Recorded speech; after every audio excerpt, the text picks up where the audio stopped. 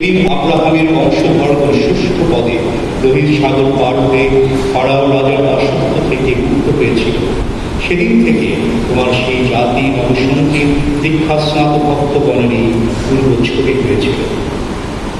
হে প্রভু, তোমার পুত্র খ্রিস্ট জর্ডান নদীতে জল দীক্ষা স্নাত হয়ে পবিত্র আত্মায় অভিষিক্ত হয়েছিলেন।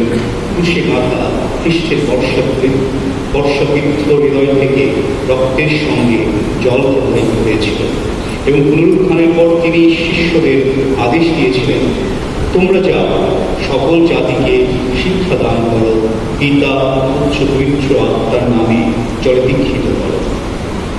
হে প্রভু, তোমার মণ্ডলের অন্তর্জীবনীয় দীক্ষাস্থানের পবিত্র জলধারা উন্মোচন করো। এই জল পবিত্র আত্মার শক্তির আদেশে খ্রিস্টের আশীর্বাদ সমূহ বয়ে নিয়ে আসে, যেমন তোমার সাদৃশ্যে সৃষ্ট মানুষ দীক্ষাস্থানে পুরাতন পুরুষ হতে বিধৌত হয়ে জল আত্মায় নতুন সন্তান হওয়ার যোগ্য হয়ে ওঠে।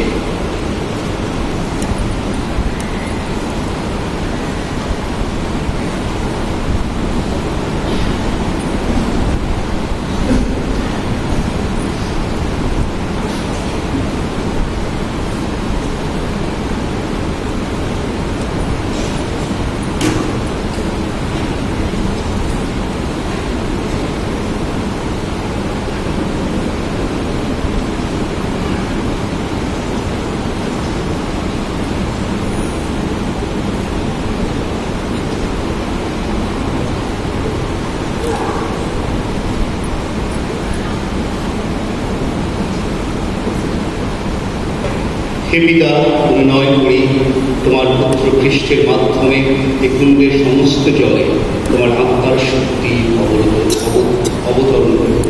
দীক্ষাস্থানে যারা খ্রিস্টের সঙ্গে মৃত্যুবরণ ও সমাধি লাভ করেছে, তারা যেন মৃত্যুঞ্জয়ী সেই খ্রিস্টের সঙ্গে পুনরুত্থিত হয়ে নবজীবন লাভ করে।